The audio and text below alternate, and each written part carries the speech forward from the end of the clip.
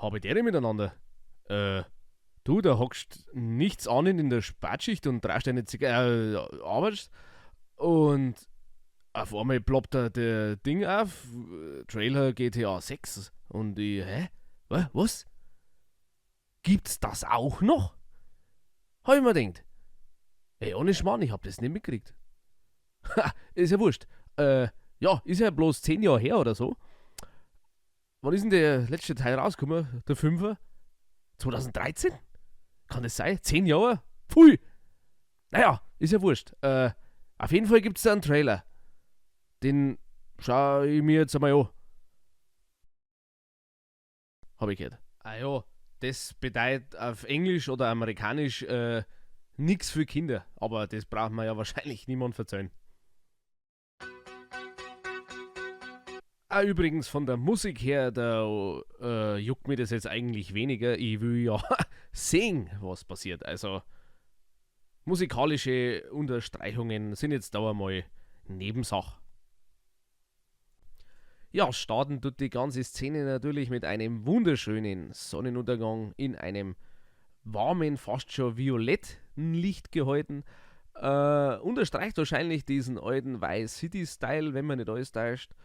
Ein paar Autos düsen da auch ein wenig hin und her. Flugzeug haben wir, Vögel haben wir, hohen Turm haben wir. Alles klar. Lucia, Ein dramatischer Schwenk in ein offenbar Frauengefängnis. Die junge Dame in Orange schaut für mich jetzt überhaupt nicht cinematisch gerendert aus. Also ich persönlich glaube, das ist Gameplay. Im Hintergrund leicht verschwommen, quasi hinterm vollverstärkten Milchglas. Sehen wir weitere Insassinnen in Orange. Ich glaube, die sind gerade in der, kann man das im Gefängnis sagen, Pause. Ja, die hocken halt draußen und machen ihren Scheiß. Und die andere anscheinend nicht. Das wird schon mal eine kleine Hauptperson sein. Meine ich. do you know why you're here? Bad luck, I guess. Ja, wie ihr eben gehört habt, war das die erste Konversation. Die Frau mit der Brille und den ein wenig verzauselten Haare ist offenbar die Gefängnisaufseherin oder was auch immer. Die fragt auf amerikanisch, warum sie glaubt, warum sie da ist, und sie sagt so, Pech gehabt. Das war quasi der Hauptteil von dieser Konversation. Aber man muss schon mal sagen, also von den Klamotten her, was da so im Hintergrund ein wenig rumtaumelt, schaut nicht schlecht aus. Vor allem, wenn man im Gefängnis sich so herrichten kann, also Augenbrauen und also passt ja eigentlich anscheinend. Mei, und wunderschöner Kameraschwenk über das eigentlich sehr wohlbewohnte Meer, muss ich sagen. Also tieremäßig, glaube ich, den er da wieder richtig auftrumpfen. Und ein bisschen was von der Strandpromenade sieht man auch. Sonnenschirm, ein paar so Verkaufsstände, ein paar so einzelne Leute, was da rumwuseln. Helikopter, Flugzeug, sogar Flugzeug mit Boot unten drauf. Oder wie auch immer man das nennt. Ja, also die Skyline von da aus, so gerade am Tag, die kann sich schon ganz schön sehen lassen.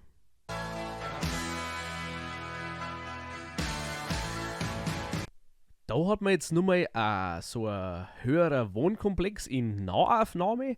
Und was mir da gleich auffällt, auf den einzelnen Balkone, da wuselt da so ein Hans Wurst umeinander, da liegen ein paar so Rohre.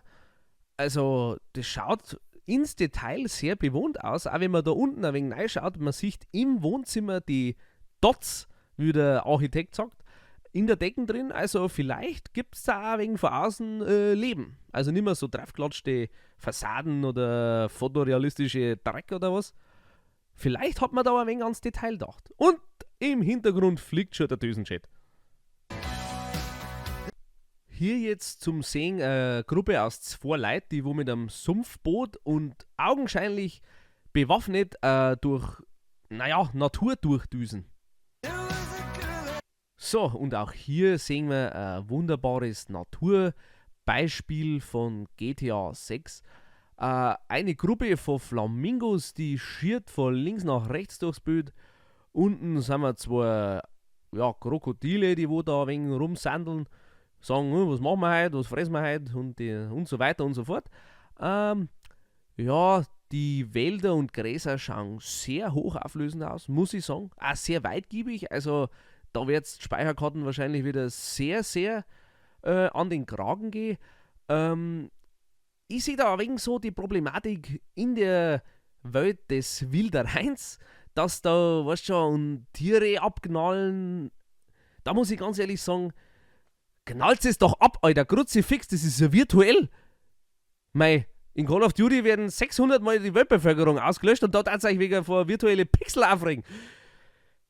Ja, Flamingos. Schöne Tiere. Ich hab gar nicht gewusst, dass die fliegen können. So weit haben wir schon. So, in dieser Szene, da passiert natürlich einiges mehr. Wir fangen an. Erst einmal, es ist ein Haufen Leute zum Sehen, also es ist mächtig was los an dem Strand. Strand auch von der Sandbeschaffenheit. Man sieht genau Spuren im Sand, man sieht die Fußabdrücke und was mir irgendwie brutal wundert, man sieht sogar die nassen Fußabdrücke im Sand und sogar der Sand, der was an den nassen Stellen bappen bleibt. Leck mich doch am Kuratz, hä? Wahnsinn, das ist Detail. Und was ich gerade auch noch sagen wollte, man sieht perfekt den Unterschied zwischen eingeschmierter Haut und nicht eingeschmierter Haut. Also der Typ da rechts, der schmiert er lackiert sei, denke mal, Frau, Freundin mit Sonnencreme ein, da glänzt das alles ein wenig und die anderen sind ein wenig so matt. Also, alle Achtung. Was haben wir noch? Da passiert schon natürlich einiges. Im Hintergrund immer ein paar so Helikopters und so Flugzeuge. Gut, die wollen auch sagen, dass wieder ein ordentlicher Fuhrpark vorhanden ist. Da rechts haben wir wieder Jetskis. Ist ja bekannt. Da hinten hängt nur, ein Bootsanhänger oder was. Kann sein. Aber der, was mir jetzt am meisten irgendwie wo rausgestochen ist ja der Muckimann da in der Mitte, der wo da auf seine Smartwatch draufschauen muss. Ich hoffe, man kann wieder ins Fitnessstudio gehen und sich ein wenig da so modifizieren, weil ja Tattoos und Piercings, das wird 100 Pro auch wieder funktionieren. Das gefreut mich ja schon ordentlich. Nur, jetzt waren wir wieder bei so einem Thema, wenn man jetzt blöderweise mit einem Sattelschlepper durch diese virtuelle Menschenmasse durchscheppern darf, schaut das wahrscheinlich schon sehr realitätsnah aus. Aber da waren wir wieder bei dem virtuellen Pixel-Match. Juckt keinen, interessiert keinen. Passt, machen wir weiter. Ja, also wie gesagt, der Fuhrpark, der ist da. Es gibt anscheinend auch wieder Boote. Aber was mir mehr gefällt, ist das Verhalten vom Wasser. Das schaut wieder ein wenig, weiß ich nicht, ein wenig geschmackiger aus. Ja, Kinder, macht das ja nicht nach. Während der Fahrt aus dem Fenster bzw. aus dem Dachwinger kann zu Verletzungen führen. Ich stelle mir immer das so vor, wenn du mit einem Motorrad um offenem Visier bei 120 irgendwo durchbretterst und dir eine fette Hummel in die Fresse fliegt, das ist doch wie 9 mm. Na, das stelle ich mir richtig asozial vor. Und dann der ganze Batz und na, das tut doch weh. Ja, und hier natürlich zum Sehen, für was Grand Theft Auto, steht ja irgendwie dafür, berüchtigt sind natürlich die Autos. Also, ja, wegen einem Fuhrpark sieht man schon, das sind ja mehr so diese amerikanischen Lowrider, auch diese furchtbar kreislichen Spinners, wenn man nicht alles täuscht, also die, wo sie automatisch in die Felgen dran. Da weiß ich nicht, das kratzt bei mir ein wenig in die Augen. Aber so haben wir einen Minivan, sehe ich da, und aha, was sieht denn mein geschultes Auge? Das könnte, muss nicht sein, aber das könnte der Kühlergrill von einem Audi A5 Sportback sein. Schaut mir ein wenig so danach aus. Gut, wird wahrscheinlich wieder irgendwie anders heißen, aber ja, das ist schon, glaube ich, ein bisschen abgeguckt. Ja, was haben wir da noch im Detail? Da hinten, da flaggt ein nicht sesshafter Mann. Ja, der hat schon ein wenig die besten Zeiten hinter sich, langen Bart, vielleicht ein Kriegsveteran, weiß man nicht. Aber ja, da wird es auch wieder Bettler und halt ein paar so diese untere Schiene soziale Schiene wollte ich natürlich sagen, ist vertreten. Gut, mei, das ist halt auch so in den Großstädten, aber das ist da gut aufgefasst. Wegen blöd, dass jetzt da diese Millionenkutschen direkt neben dem haben. Aber das Gute kann dann wieder sein, dass einer oder andere vielleicht mehr ins Becherl reinwirft. Kann ja sein. Ja, und natürlich ist das amerikanische Nachtleben auch vertreten. Wir sehen einen höchstwahrscheinlich Stripclub, wo im Hintergrund gerade wirklich zelebratisch, muss man schon fast sagen, der Champagner kredenzt wird. Kostet wahrscheinlich um den Daumen gepeilt 800 Euro. Da lässt sich einer gerade eine Privataudienz geben, aber so passiert da eigentlich jetzt nicht so viel. Das Einzige, was mir wirklich auffällt, ist das Band-Shirt von dem Herrn da, aber die kenne ich nicht. Ja. Ja, und bei den zwei Herren ist eindeutig das Edelmetall Gold im Vordergrund. Da waren wir wieder bei dem Thema Kühlergrill. Na, Schmarrn. Ja, der ist halt auch quasi getuned mit allerlei Goldschmuck und sogar goldene Zeh, goldene Uhren. Ich glaube, der Kerl, der ist 200.000 Euro wert. Aber was mir eher auffällt, ist das schaut richtig smooth aus. Also die Handbewegung, auch die wie heißt denn die Hautbeschaffenheit, also das reagiert alles so, wie es zum Reagieren hat. Das schaut fast schon, ja, eigenartig gruselig aus.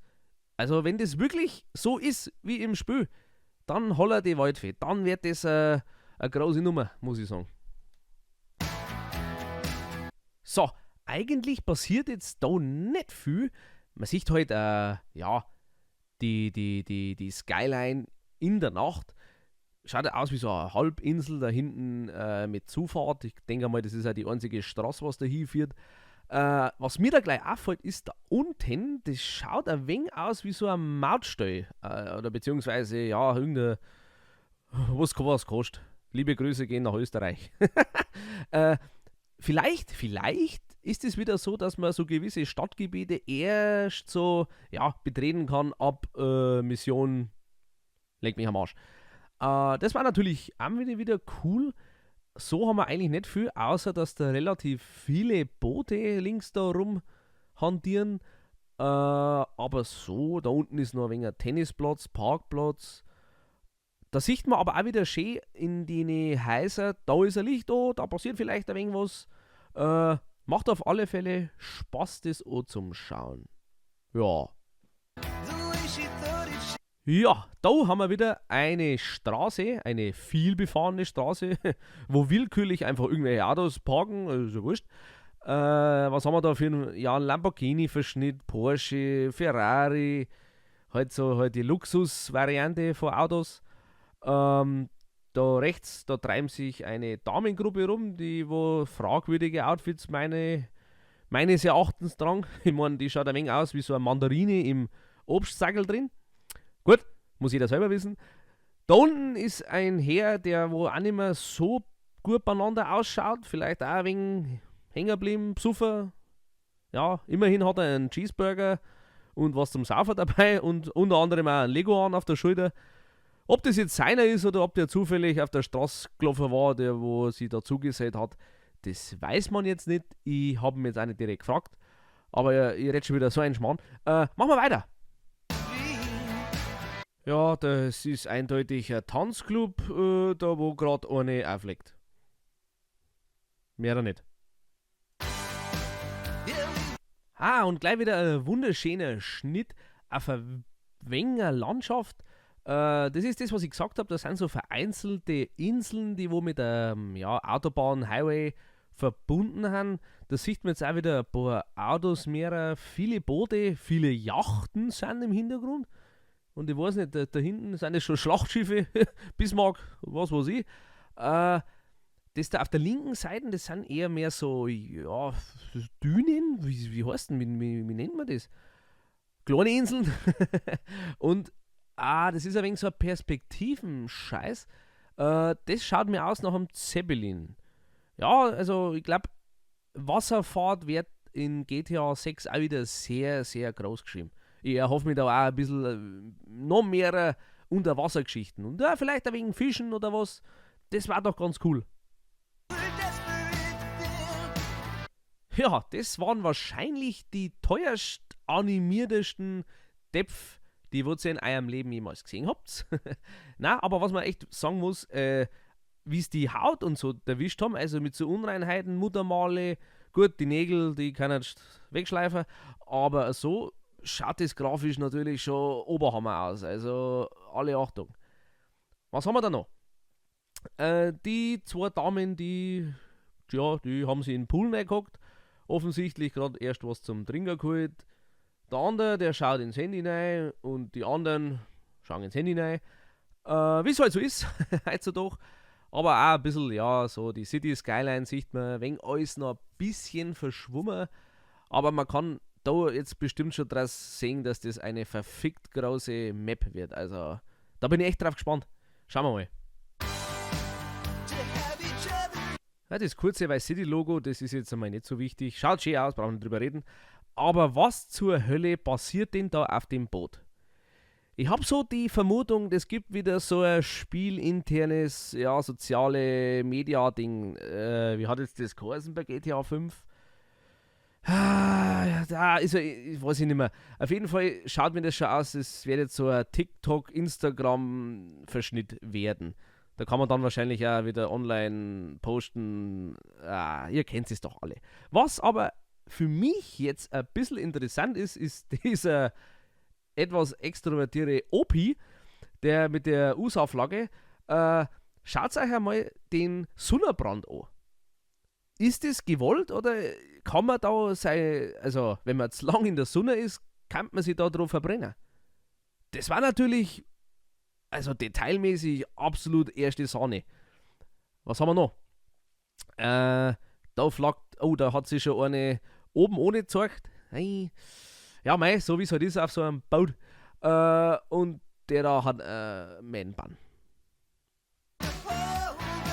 Der Kamerad zieht erst einmal ein Krokodil aus dem Pool. Ganz normal. Und warum zum Teufel twerkt diese Dame auf einem Auto? Sowas darf's im echten Leben niemand. Oh. Ja, und da ist ja wieder die Tuning-Szene vertreten. Vielleicht sogar auch so eine kleine Straßenrennszene. So ein bisschen Need for Speed, Most Wanted Vibes. Kommen da auf. Da mir auf jeden Fall gefreut. Ja, und wie vermutet, es gibt auch anscheinend eine Art Livestream-Funktion. Ja, kann jeder selber meinen, was er davon hält. Und in Vice City gibt es sogar Krokodile, die einkaufen gehen. Ja, und die Polizei ist natürlich auch mit Leib und Seele wieder dabei. Und sie machen es eigentlich strategisch ganz gut. Weil wie in Zombieland haben wir schon gewusst, ja, die Fetten, die erwischt es natürlich zuerst. Und was genau mit dem Typ da verkehrt ist, das wissen bloß die Götter. Das Einzige, was mich wundert, ist, warum hat der einen bogener Schlegel mit Panzertape in seiner Autotür drin?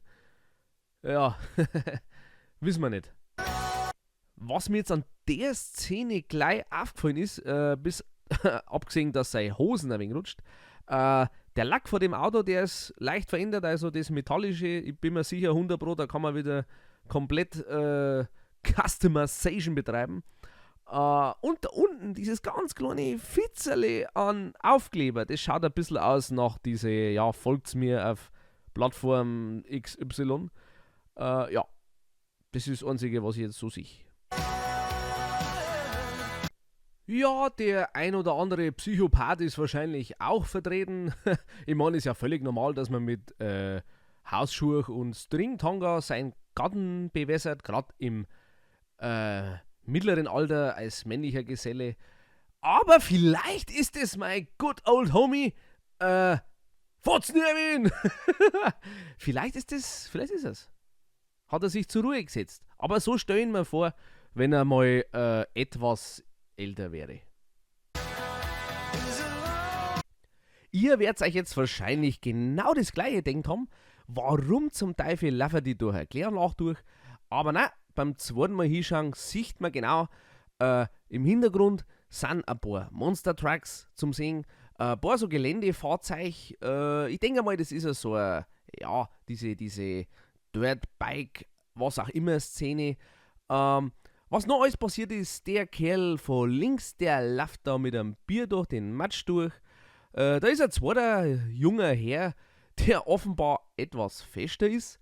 Da muss ich aber sagen, da hat das Motion Capturing nicht ganz hingehauen, weil diese Wampe, die wackelt mir nicht sehr realitätsnah. Ja, da hinten haben wir noch zwei so Hansel, die raffen im Dreck, warum auch immer. Aber wir verbleiben jetzt einmal bei der Dame in der Heavy-Metal-Position. Vielleicht ist Anhängerin der Band Slayer oder was auch immer. Vielleicht sieht man es einmal ab und zu auf Wacken durch einen Scheißhaufen durchrennen. Aber ich denke, die gehören eindeutig zu so einer Monster-Truck-Match-Szene an. Wie da unten auch im Wasserzeichen gut beschrieben. Well, look who's back. Ja, erinnert ihr euch noch, als ich gesagt habe, der ein oder andere Psychopath ist wahrscheinlich auch in dem Spiel vertreten? Da habt ihr das Beispiel Nummer 2, aber ich glaube GTA 6 hat da schon ordentlich ein wenig in der Fantasie gekruscht, weil solche Psychopathen gibt's hier... Oh! Ja, da sieht man auch wieder das typische Beispiel von coole Jugendliche. Ich werde nie kapieren, warum er rotzbesoffen in einen Tisch hupft, weil bis auf ein paar Klosplitter und ein paar, rausgerenkte Bandscheiben bleibt dir auch nicht viel von so einem Stunt. The only way. Spektakulärer Einsatz der Polizei.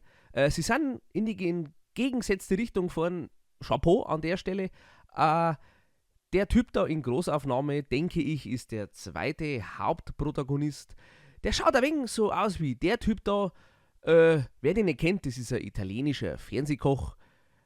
Ist ja wurscht. Auf jeden Fall, er macht einen guten Eindruck für einen Hauptcharakter Nummer 2, weil es gibt ja anscheinend 2 Hauptcharaktere, die Frau und den Mann. Von beide weiß ich jetzt den Namen noch nicht, aber das wird uns wahrscheinlich schon irgendwann einer sagen. We're gonna get through. Genau, das ist die zweite Hauptprotagonistin oder die erste, je nachdem. Das ist die Frau und mir ist jetzt erst aufgefallen, dass die Tussi Lucia anscheinend heißt und die kommen gerade von, ich denke mal, nicht so legale Aktivitäten, weil sie hat ein Bündel zusammengeknüllter Dollars in der Hand. Also das schaut mir schon ganz nach Raubüberfall, wenn nicht sogar noch illegalere Sachen wie, weiß ich nicht, Videopiraterie betrieben haben. Aber was mir im Augenblick noch auffällt, das ist die Detailreichheit an diesem Ledersitz. Hey, da siehst du ja jede Falzen und jeden Millimeter. Hey, das beeindruckt mich jetzt schon. Wow. This. Ja, scheiße. Liebe Haftpflicht, es war mal wieder Samstag. Na, wir sehen da offenbar einen Autounfall. Aber wenn man beim zweiten Blick genau hinschaut und die ganzen Polizeiautos, glaube ich, das war ein Verfolgungsjagdende, weil das Auto liegt schon auf dem Buckel, aber da kann man leider noch nicht die Schadensmodelle so rauserkennen, ob sie was verformt, Blechschaden, ich meine die Leitplanken, die hat ein bisschen Beckel gekriegt, aber man sieht jetzt noch nicht so, wie sie die Autos verhalten, ich meine die die Achse ist ein wenig verbogen, aber so sieht man jetzt blechschadenmäßig noch nichts. Ein paar Glasscheiben, mal schauen, wenn man das erste Mal mit dem Auto gegen die Wand donnert, wie sich das dann so verhält. Un tattajo en el colio que lo delato a sí mismo clave en la container di nombre de Leonida. Was jetzt ungefähr so viel heißt wie schau dir mal den tätowierten Hans Wurst an. By sticking together. Da haben wir jetzt noch ein paar so Rowdies auf Motorrädern gehabt, die wo ein paar Wheelies ziehen und die Polizei anscheinend so dämlich ist, die zum Stoppen. So nehme ich es heute jetzt aus dem Nachrichtenartikel raus. Being a team. Ja, und da auch wieder ein etwas fülligerer Herr zwischen ein paar Autos, ziemlich aufgemotzt wahrscheinlich wieder, mit dem Schriftzug High Rollers Lifestyle. Aber ich glaube so, wenn ich den anschaue, denke ich, das Einzige, was der ruht, sind Rindsrouladen, weil bei dem Ransen darf es mir jetzt nicht wundern, aber ich denke, das ist zurückzuführen auf irgendwelche Casino-Sachen. High Rollers sagt man doch immer, das sind die wo viel Einsatz spielen und dementsprechend, ja, haben die ja viel mehr und wegen so ein Scheißdreck halt. Ja. Und das sind dann wieder unsere zwei Hauptakteure, wie es gerade, ja, ich will nicht sagen vermummt, aber vermummt durch einen Spirituosenladen durchstapfen. Ein wenig schon in einem Trab, will ich schon fast sagen. Ich glaube, sie sind schon dabei, den Laden zum Ausrauben. Und das, was wir vorher im Auto gesehen haben, ist quasi der Epilog, quasi das, was danach passiert, wenn sie erwischt werden. Weil da haben sie nämlich dieselben Klamotten und Bandanas gehabt wie da. Aber was viel wichtiger ist, Alter, Pisswasser, 14,99 im Angebot. Ich dreh durch. Pisswasser, Running Gag schon seit wahrscheinlich San Andreas, glaube ich. Ja, und mit einem Karacho und einem schönen Drift verlassen die zwei Kameraden jetzt wahrscheinlich den Alkoholladen mit Taschen voller Geld, schätze ich mal. Und dann geht auch die Szene von dem vorherigen wieder los und dann wird es quasi eine Geschichte. Wenn nicht das sogar die Eröffnungsmission sein kann. Kann ich mir schon vorstellen. Trust? Trust. Ja, hey. Also, die zwei pflegen wahrscheinlich auch den ein oder anderen intimen Moment, weil er flackt offenbar oben ohne, vielleicht sogar unten ohne im Bett drin. Das sehe ich jetzt nicht von der Perspektive aus. Mag ich auch wahrscheinlich gar nicht. Im Hintergrund auf der Lampe, neben der Lampe steht angesoffene halbe Bier. Muss jetzt auch nicht unbedingt sein. Und er schaut so ein wenig betöppelt an mit diesem, was soll ich jetzt machen? Soll ich jetzt hier auf den Bauch scheißen, Blick oder was? Sie teilen einen sehr, intimen Moment miteinander, da wo es anscheinend um Trust, also Vertrauen geht und er bestätigt ihre Aussage, indem es in die Augen schaut und dann sagt, Trust. Ja, also sehr, sehr, sehr emotional fordernd. Jetzt bin ich ein wenig rausgekommen nach dieser auf den Bauch kacken Geschichte. Schöne Brusthaar hat er. Also die sind auch gut animiert. Also Brusthaar hat der leck mich am Teufel. Schöne Brusthaar, muss ich sagen. Und von zerzauselten Brusthaar wieder direkt in die Action hineingefistet. Unsere zwei Haupthansel betreten im wahrsten Sinne des Wortes den Laden, den wir vorher ausrauben wollten. Ich meine, die betreten den wirklich. Das Ding war nicht einmal zugesperrt, offensichtlich. Warum muss ich das eintreten? Will ich Dominanz ausdrücken? Das geht vielleicht auch mit den Handfeuerwaffen, die ich in der Hand habe. Oder den vermummten Gesichtern.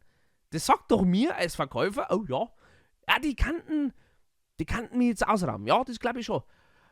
Also, muss ich das denn da unbedingt die Türen auch noch aufhauen? Wo war ich? Genau, Handfeuerwaffen. Hoffe ich, dass wieder das Arsenal breit gefächert ist. Halbautomatisch, vollautomatisch, Helikopter, Minen, Granaten und was der Teufel nicht noch ist. Ich bin mir fast so sicher, dass Dinge geben wird. Wie heißt jetzt? So Drohnen, die wo dann schießen oder was abwerfen können. 100%, bin ich mir fast sicher. Aber ja, werden wir sehen. Und so hast du jetzt da, im Hintergrund schön die Sonne, wie es von hinten reinstrahlt, die Schatten wirklich top. Also, so wie man sich es halt vorstellt. Grafisch, wenn das wirklich alles so passt, finde ich das mega. Also bin ich dabei.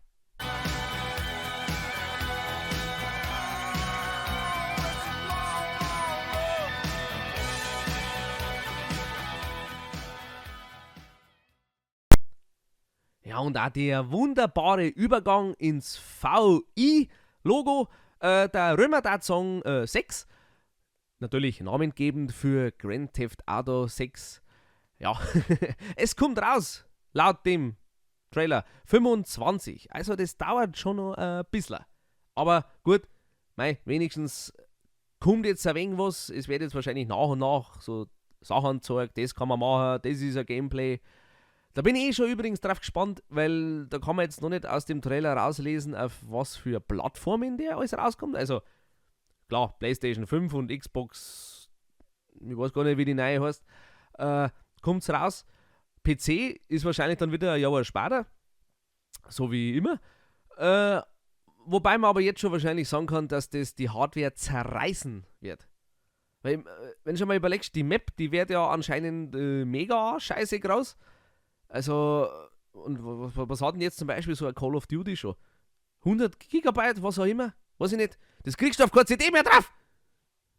Ja, also das wird auf jeden Fall eine Hardware-Bombe werden. Ich schaue gerade so, meine 3090 Uhr, die hat schon eine Träne im Auge. Die wird wahrscheinlich ausgemustert. Aber ja, schauen wir mal. Schauen wir mal, was wird. Aus dem Trailer kann man jetzt schon noch nicht so genau alles sagen. Mir hat er gefallen, muss ich ganz ehrlich sagen. Bewegungen schauen echt mega geil aus. Also an manchen Stellen fragst du dich wirklich, ist das jetzt wirklich aufgenommen? Aber ja, das war jetzt mein persönlicher Senf dazu, damit ich es auch gemacht habe und damit es meine Meinung. Was heißt Meinung? Ihr habt mir jetzt eine halbe Stunde beim Labern wahrscheinlich zugehört. Wer es da bis da hier überhaupt geschafft hat, erst einmal Hut ab, merci. Und dann machen wir irgendwann einmal was anderes. Gell? Also, bleibt's geschmeidig und wir sehen uns irgendwann einmal. Also, pfiat euch!